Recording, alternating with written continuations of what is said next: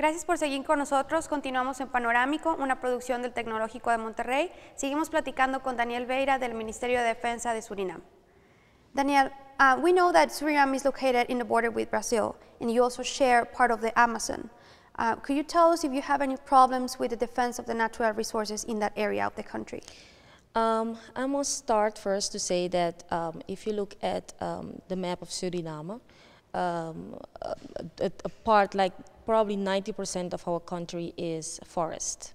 And as you said, we are bordering Brazil, and Brazil is also, as we know, there's also vast part of forest. We believe that the military needs to protect the forest because that is part of why we live. We know that there's a lot, the environmental part, ecological part, it gives us the way to breathe and everything around it, so we need to protect it. The problems that we have is that we as a small nation are not fully equipped to protect our border, and in that regard we have a lot of assistance of Brazil with whom we have border patrols, and that is maybe a small part of it because in the vast forest we cannot go yet. But nowadays there are plans within the armed forces, the defense organization, to have more military camps. You need funding for that of the government, of course, to increase the expenditures of defense. So we want to go in strategic places to be there, so we can protect our assets. Do you deal with issues specifically, for example, like illegal deforestation or illegal mining? What kind of specific problems do you deal with? Illegal deforestation, we have illegal mining also, and also illegal fishing. Those are threats to our security, and we understand that. But some of these threats cannot be attacked by the military because the military has other tasks. We have the task to protect and defend the country against military aggression from abroad. And we also have development tasks, but we cannot just go out and say that we are going to protect our national resources. It should be said by the government and explain that Ministry A or B needs assistance in doing so. Nowadays we have a project on illegal gold mining, and that is a project of the Ministry of Defense, Ministry of Justice and Police, the Ministry of Natural Resources, the Ministry of Regional Development. We work together in terms of formulating a policy how we will do that.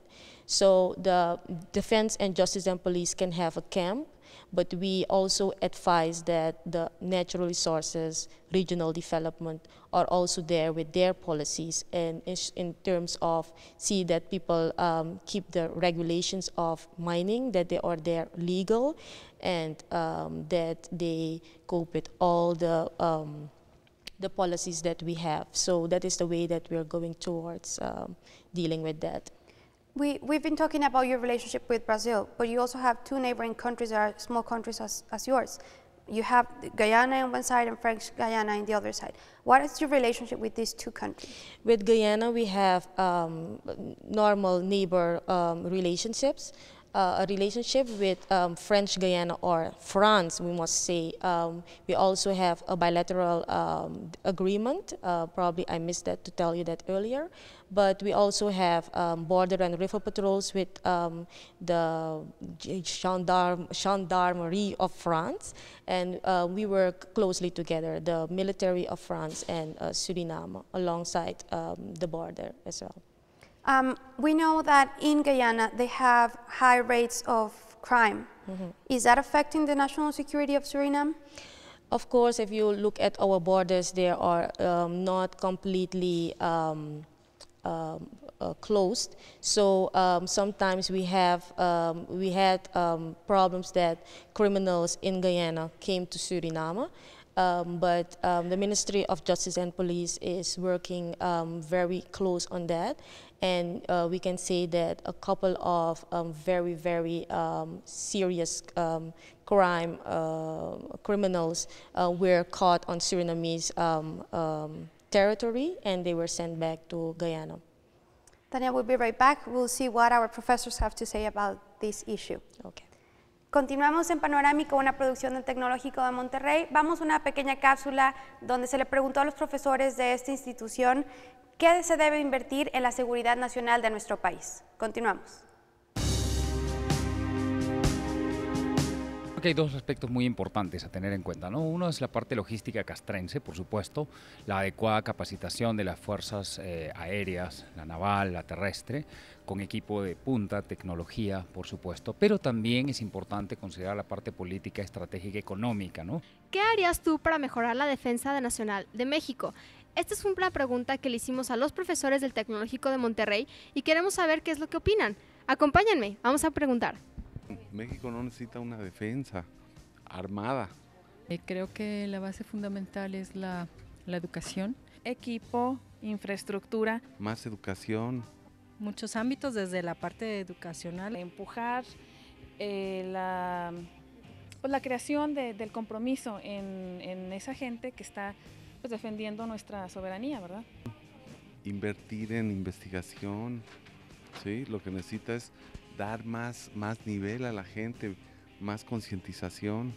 En la mejora de calidad de vida de todos nosotros los mexicanos. Definitivamente invertiría en más educación. Lograr un mayor número de adquisición de conocimientos en todos nosotros, ¿no? Y hacer las cosas de acuerdo a lo que requiere una nación como la de nosotros. Estamos de regreso en Panorámico, una producción del Tecnológico de Monterrey. Continuamos con Daniel. Daniel, it's been very nice to have you, and finally I would like to ask you if you have anything to tell us to Mexico about Suriname. I must say that it will be difficult for you, a little bit difficult for you to come to Suriname. Why do I say that? You know, we are a little bit remote, so the flight connections are not as we want to.